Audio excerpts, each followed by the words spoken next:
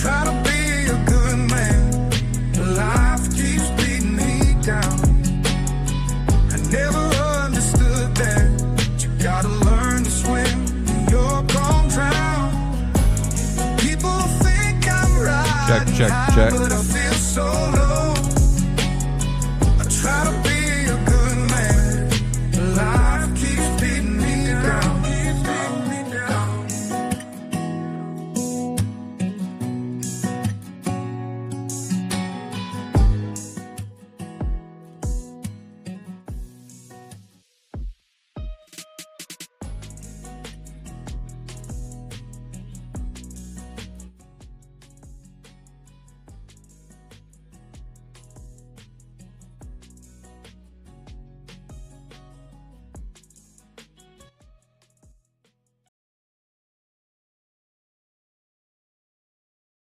September 21st, 2025, a month into the college football season. We have officially arrived, ladies and gentlemen. And it was a solid, I'd give B plus, B maybe college football weekend. I mean, last weekend was a 10 out of 10, A plus all around. Incredible game of college football. But this week was solid. I think we had some unexpected upsets. We had some solid games across the board. Night slate a little bit weaker. Still disagree on the fact that they went to Miami and Florida for college game day. Great college game day, though, if you did not watch. One of the things I want to hear from you guys is, do you still get up to watch college game day, or is sleeping in better? Because that's been a debate that I've had for a couple of weeks now of which one's better, sleeping in on a good old college football Saturday or college game day. We are going to have a loaded show here for the Stadium Pulse. Just an absolutely jam-packed show. We're going to talk about Nebraska, Michigan, because that was probably the closest game we had, and a tale between two programs with differing cultures. I would say John Mateer, HEISMAN discussion, as you see from the title of today's video. That's what we're going to be talking about for the middle part of today's show. And I got about 5 coaches that's time to almost have a eulogy of their time with their respective teams. Welcome to the Stadium Pulse. My name is Tegan Randolph, your host, and this is all powered by HEISMAN Media. If you're watching this live, you clearly love college football because we got some NFL football going on as well. HEISMAN Media does it all. If you go check out this channel, go to the channels tab. I can promise you will find your NFL content if that's your cup of tea. But here is only college football, and that's all we will be talking about. I will also say the statistics that we have been having has been remarkable across the board. So I give a ton of credit for all of you guys for showing some love around this, because I do want this to be something special. Now let's get loose. Nebraska's just not ready. They're not ready to be a winning program yet. Not to say they didn't have things to take away from this game to be positive, but this is easily a difference between two programs, one with a winning culture and one without. Now, Matt Rule in his year 3 has this team improved. Barney, Raiola, this defense, there's areas of improvement across the board for Nebraska. There's no way around that. But Michigan has a pedigree and a will to win more than Nebraska's culture, which is such a generic way of talking about it. And it's something like as if I was wearing a suit on ESPN talking about it. But I want to double click into it and expand on it, because there's no reason that a Michigan team on the road should get 105 passing yards and put up 30 points with a win. They matched 1-for-1 on the turnovers. Nebraska had the better time of possession. The difference truly became 7 sacks and over 290 rushing yards. That's what Michigan was able to accomplish. And if that's the difference in a close one-score game, a tale as old as time when talking about Nebraska football is these one-possession games that make or break their season. I mean, what was it? Back in the Scott Frost era where they had like 8 one-score games that they all lost, and you convinced yourself they're a better team than what they are, but it's a slippery slope. If you begin to convince yourself that you are better because you keep having one-possession games but you can't win them, at some point as a program, you have to break the tendency. You have to become something that you haven't been before, which is a team that wins those types of games. I think of Texas A&M, you have to break the 8-4 allegations. You have to be able to go on the road and beat a ranked team. Nebraska, very similarly. They have to be a team that rises above these one-score battles.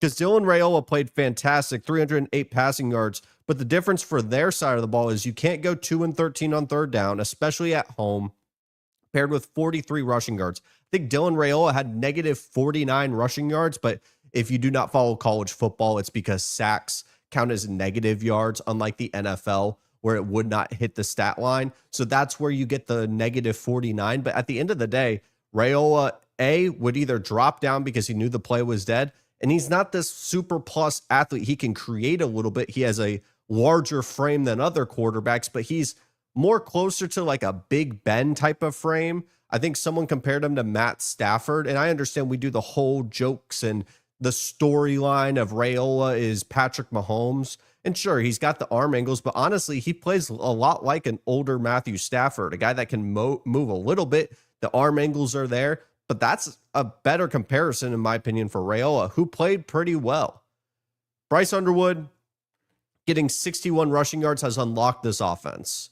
The ability for him to run, and honestly, it was one of my favorite bets of the weekend of just going whatever they set Bryce Underwood's line at, take the rushing yards. You have a man coverage defense that's super heavy. They're not going to have eyes on the quarterback, and he's going to be able to create plays. Justice Haynes looks like the best running back in the country. He's a home run threat waiting to happen. He's exactly what I thought Donovan Edwards would be last year.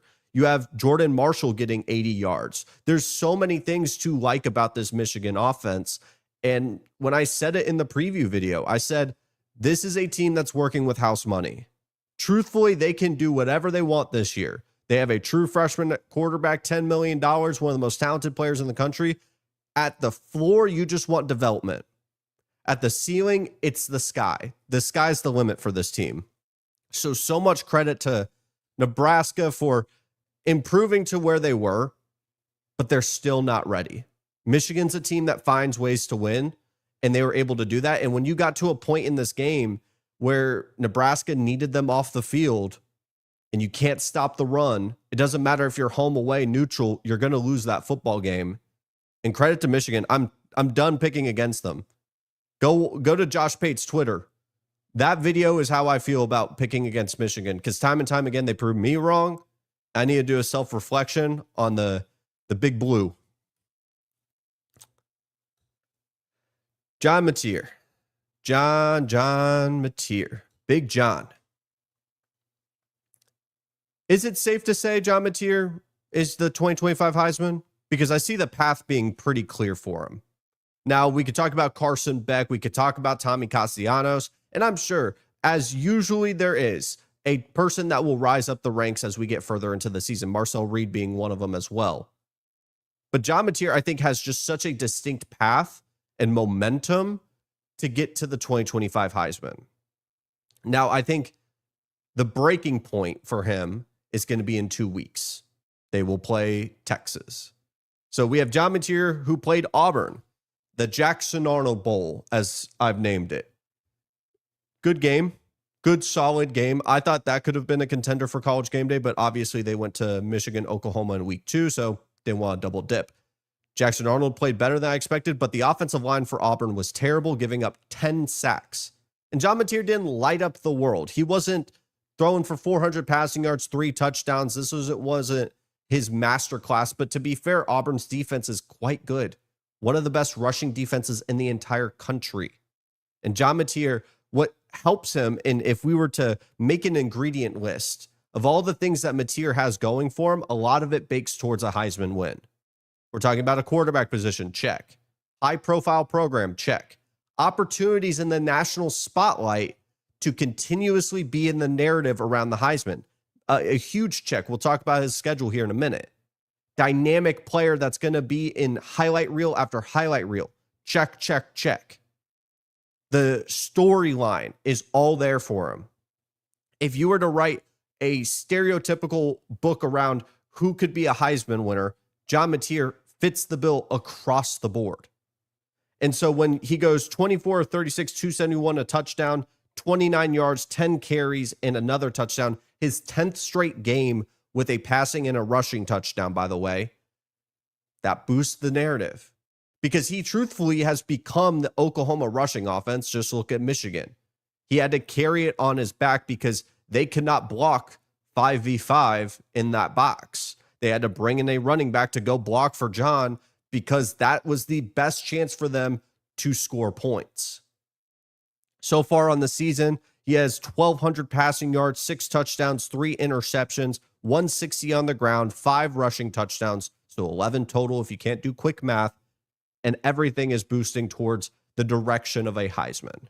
But what makes me more confident on this, and I'd be shocked if he doesn't at least get an invite because I would take that as a win.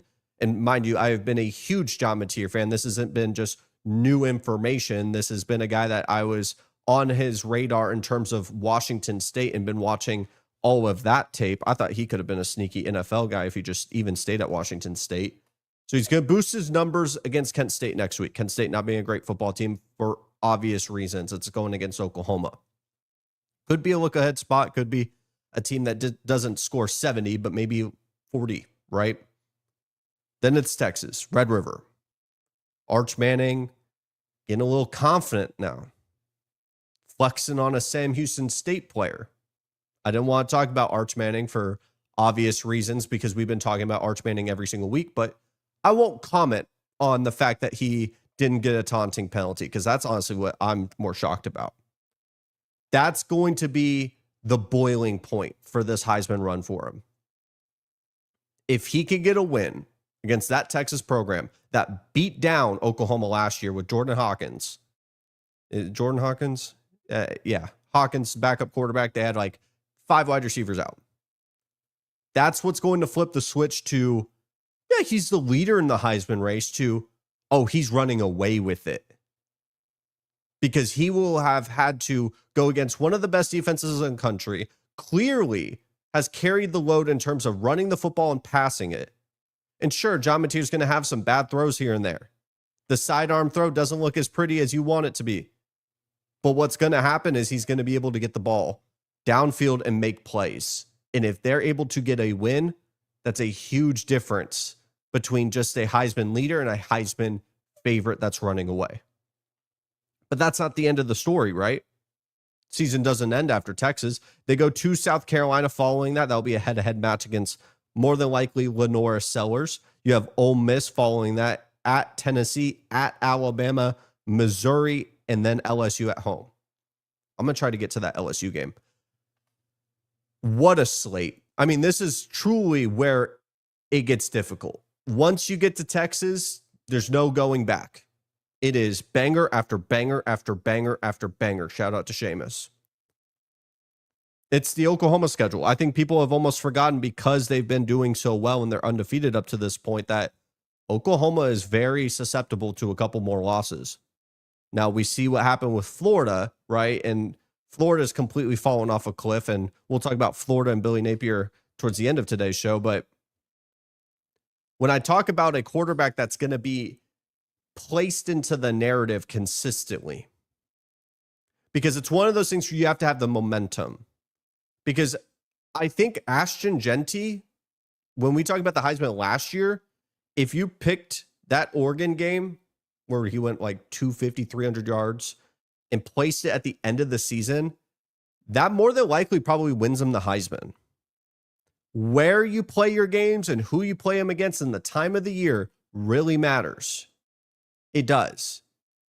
Cam Ward loses a couple games towards the end of the year. He also didn't play the most high-profile opponents. They gave him an opportunity to potentially place himself into the Heisman race.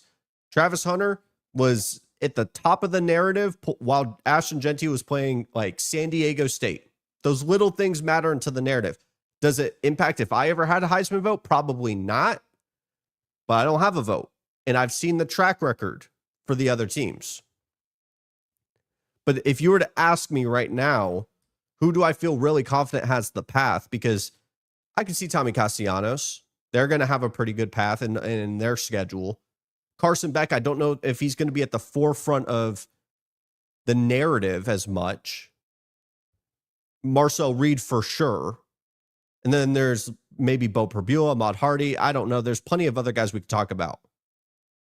But right now, I think it's pretty definitive. John Mateer is your leading Heisman candidate. And I think I'm willing to stamp it that he's going to be my favorite for more than just the next couple weeks. I think he's going to be your 2025 Heisman. Get a little water. How are you guys doing today? I just watched the Browns end up tying it up with the Packers. What are we doing here? Listen, I know this is a college football show. I'm not going to talk about NFL. We're football guys still. Wow. And Jacksonville and Texans tied up. Wow. One thing I do want to let you guys know is as we get a little bit further into the season, we are going to be doing some reaction shows right after. TBD on the Sunday show for next weekend. And man, is a loaded slate. We may have to bump it to Monday. It might have to be a Monday night show.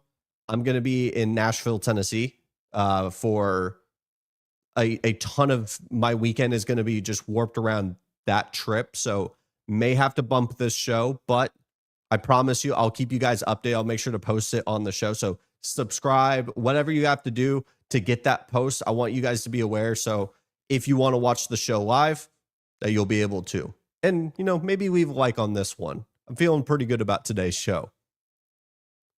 We have 5 coaches we have to talk about. This is the eulogy of these coaches. These 5 coaches, it's over. It's over for these guys. After 4 weeks into the college football season, it's safe to say it's done. I think it's time to put a pin in, stop it, whatever you have to do. Doesn't have to be a firing situation, mind you. 2 of these coaches, I don't think you should fire outright, but you should present it as mutually parting ways. But Billy Napier, it's over. I'm sorry, it's over. We've talked about Billy ad nauseum on this show. The problem is Florida had a gauntlet of a schedule. And I think it's a non-crazy idea to have DJ Lagway redshirt. Selfishly, for Lagway's sake. Because I don't know what you do for the rest of the season.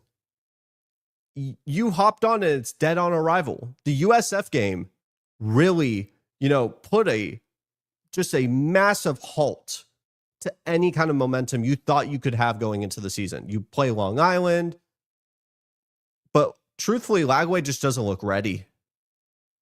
And this was one of the concerns I had, right? Quarterback doesn't play in the spring. He's been banged up ever since he got to the campus. Mind you, he had an injury in high school. The kid is still super talented. I'm still banking on the fact that the talent is going to click together with Lagway at some point. Just don't know if it's going to be the Billy Napier offense, which he has stated before was a key reason into why he chose Florida over Texas A&M. And I'm not even going to do the whole hypothesis of where he could be potentially going next or if he hops into the portal, because I guarantee you if Lane Kiffin joins the Florida program, he probably stays. But right now with Billy, it's not it. This coaching staff looks defeated. They are talented enough to stay in these games, but the problem being you're going to go, 0-13 on third down on the road. You give Jaden Baugh the one offensive piece that has been doing quite well for you, to be honest. And you go 12 of 23 with DJ Lagway going 60 plus yards. That's not going to win a road game against, in my opinion, the best team in the country. The most balanced, the most complete team in the country. And Billy Napier's done everything right internally. He's been able to bring in talent. He's been able to have the right facilities. He's been able to have investment in the Florida program. And I don't think he will get ever enough credit for what he had to rebuild from Dan Mullen. Because Dan Mullen basically full transfer portal era quit on recruiting, and at the roots of this program, it was over. It truly became over. And from the ground, Billy Napier had to build it up. Unfortunately, on Saturdays, he's not good enough. He's just not good enough. The play calling that he has had a white knuckle grip on for years at this point, it's over. He just wasn't good enough. At the end of the day, you failed the exam. As unfortunate as it is, that's the reality. I could say the same thing for Sam Pittman. Sam Pittman was just a guy that, even though I'm a fan of a team that is head-to-head rivals with Arkansas, I can even admit Sam Pittman's likable, and he's a guy that should work at Arkansas. He should work there. He fits the mold of what Arkansas wants to be. Big, giant offensive lineman, ground and pound football. And it's obviously molded away from that with Tegan Green and Bobby Petrino. Completely understand that.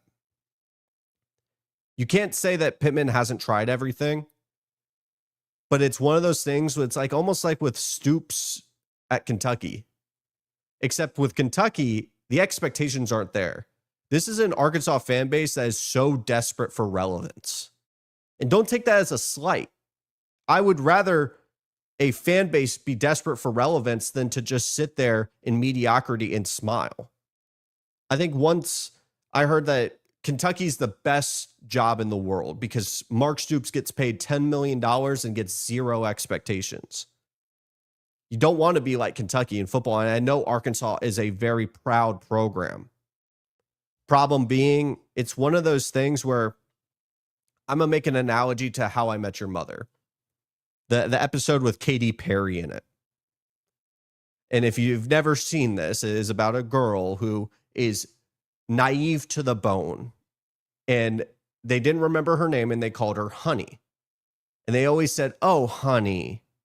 And just feeling terrible for her because she doesn't realize how bad the situation is. The naive. And I just feel that for Arkansas. Oh, Arky. Losing to Memphis this weekend. Your offense looks great. It looks great. Tegan Green has lived up to the bill as a super dynamic quarterback. You brought back Hot Wheels Bobby Petrino. The offense looks fantastic, but you lose to a Memphis program who was going to throw the kitchen sink at you because they realized in this coaching staff and many portal potential players, because a lot of times with these lower schools, when they play a larger school, it's almost a tryout to the large national stage of come get me in the portal here in 6-8 months. And this coaching staff can punch up a weight class that will get them an opportunity to a bigger school. So credit to Memphis, but you just look at Arkansas, and this is, and what I was talking about more goes to their entire athletic department. If you've watched Arkansas football, you know exactly what I'm talking about, but oh, Arkansas. You just feel pity. You really do. And I know Arkansas fans in real life too. They feel the same thing. They're battered up and bruised. And I do think this is a program that is desperate for some juice. And then that juice could be John Gruden. But that's for that. Until that becomes reality, we'll talk about it then. Luke Fickell. This one doesn't make sense to me. It doesn't make sense that Luke Fickell did not work out. It's not an if he didn't work out. He didn't. He didn't. As unfortunate as it is, Luke Fickell was someone that strayed away from his identity. If you go watch the Film Guy Network, he'll detail it. They were a 3-3-5 defense, ran a lot of pistol pro looks at Cincinnati. That's what got him into a college football playoff. Incredibly good defense, a pro-style offense. That's why we said Desmond Ridder was like one of the more pro-ready quarterbacks. Obviously, that didn't work out, but in a terrible class, that was his, come to fame, was he was going to be the most pro-ready guy. And Luke Fickell gets to Wisconsin, you feel, because he made the most at Cincinnati, you place him in an area that needed juice, needed a new identity, needed a revitalization of the program because Wisconsin had become stale. And he comes in, he starts doing air raids. It's a revolving door of transfer quarterbacks. It never feels like you're getting it together. It truly never feels like you've been able to click the right buttons. And this past weekend, you get dominated by Maryland at home. I believe they were 10-point favorites at home. You got beat down by Alabama, and it just felt like you were dead on arrival. Very similar to Florida. Sneakily, Wisconsin, very difficult schedule. One of the most difficult, if not the most difficult, in the entire Big Ten. But this was one of those match made in heaven situations that I was fully convinced Fickell was going to be the guy. He just wasn't. Now, for the two guys that I think, if we were to say, these are the two guys that aren't going to get fired, but it might be time to close that book. The chapter is over for Dabo Swinney. They're worse than this year's Florida State. And I have an entire video on this channel talking about that. I'm out on Clemson. And I think many people should be out on Clemson as well. But man, losing to Syracuse, 17.5-point favorites at home, looking like that. Fran Brown comes out, gets 7. Surprise onside kick. You have Dabo Swinney going on 2-hour tangents to the media talking about, why do I not get held to the same standard as everyone else? If you want to get rid of me, you're not going to find someone better. I think he's letting the cracks expand because the cracks were there before. But I felt like because of the talent on this roster, the number one returning production in the entire country, you bring in Tom Allen from Penn State. If you just fix the rushing defense and maybe just get a little bit of something out of a running back by committee, you have the arguably a top 5 quarterback going into the season. Some people had top 2. Some people had number 1 with Cade Klubnik, a wide receiver room that was extremely dynamic. One of the better offensive lines in the country, a defensive line that was, I thought, the best in the country. Linebackers that were going to go play on Sunday, a corner that was going to be a first-round pick. So many things working in your favor. And they're 1-3. They're 1-3. No excuses for that. It's like I'm at a loss for words. What else do you want me to say? I said it was over last week, and I said it again this week.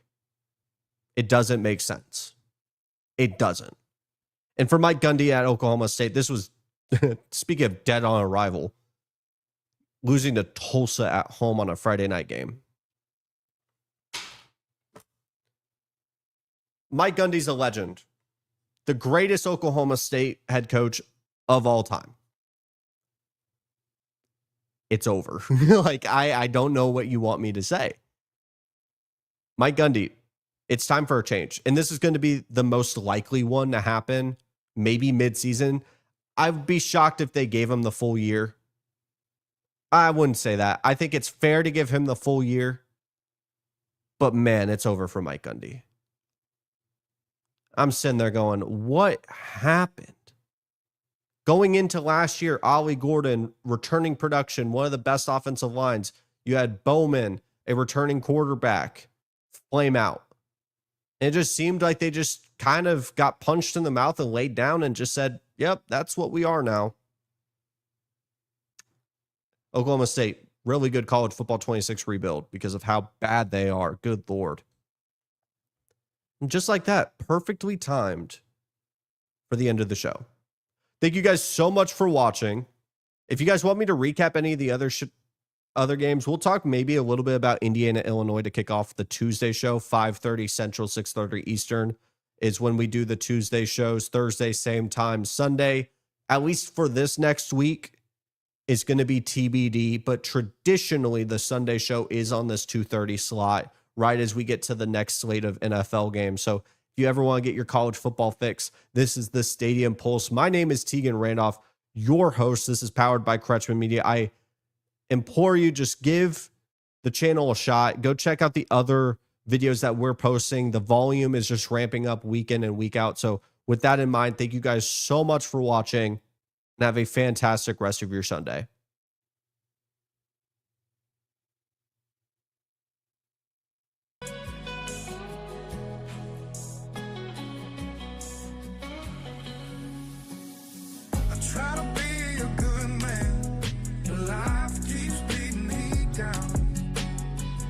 never